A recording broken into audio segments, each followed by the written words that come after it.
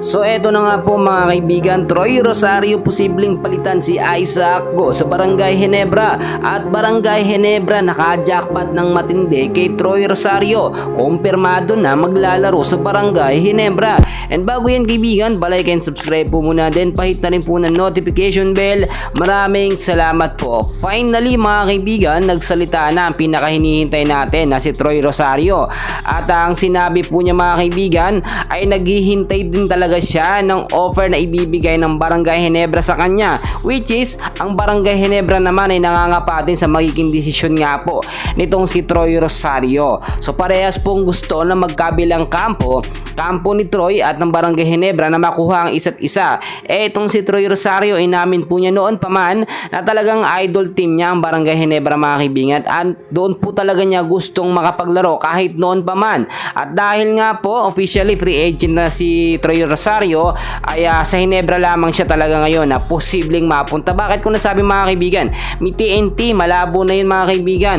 Yung SMB loaded na sa mga player mga kaibigan. Ang Barangay Ginebra kulang po sa legit po na sentro at power forward din, which is si Troy Rosario. Kayang laruin yung dalawang posisyon na yun mga kaibigan. Ang tanong po ngayon, dahil nga marami na rin player ng Barangay Ginebra, sino ang posibleng palitan nito nga pong si Troy Rosario? Well, usap-usapan yan mga kaibigan at nakita natin hati ang opinyon ng mga Barangay Ginebra fans. Pero nangingibabaw po ang pangalan nga nitong si Isaac Go, which is alam naman natin nasa bench lamang yan, hindi po nagagamit. Marami naman kasi talaga mga bench player ng Barangay Ginebra mga kaibigan na hindi nila nagagamit. So mas magandang ma-trade na lang or mapalitan na lang yung mga player po na yon, tulad na lamang ni Isaac Go nga po mga kaibigan. Doon din naman sinasabi na walang kwentang player si Isaac Go. Napapakinabangan din naman niya ng Barangay Ginebra, pero napakales po ng kanyang minuto na paglalaro mga kaibigan. Sa mga intense and crucial game, hindi po talaga siya maaasahan. Unlike po kay Troy Rosario, kapag mga intense and crucial game na kayang-kaya niya pong lumaro mga kaibigan. At kung titignan nyo, pwede talagang kapalitan ni Japet Aguilar etong si Troy mga kaibigan, dahil matangkad si Troy Rosario mga kaibigan.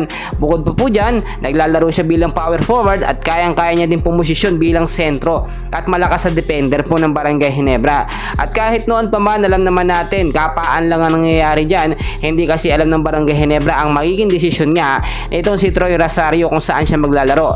At dahil officially si Troy Rosario na mismo nagsabi na sana nga bigyan siya ng kontrata ng Barangay Ginebra, ay hindi na po sasayangin ng Barangay Ginebra yung pagkakataon na ito mga kaibigan. Ibig sabihin walang ibang gustong pipirmahan o walang ibang pipirmahan si Troy Rosario na kontrata maliban po sa Barangay Ginebra. Ganyan mga kaibigan. So makakapaglaro ba agad si Troy Rosario kapag pumirma ng kontrata sa Barangay Ginebra? Well mga kaibigan, hindi pa po, no? Nakakalungkot man, pero posible pagka nakuha ng Barangay Ginebra si Troy ay next season pa ito makakapaglaro, kasi nga nandyan si Jody Vance, alam naman natin ongoing din ang season ng PBA. Well mga kaibigan ko, dahil pa natin kaganapan, so dyan lang kayo, and please huwag kalimutan ni-like at i-subscribe ang ating YouTube channel. Maraming salamat po.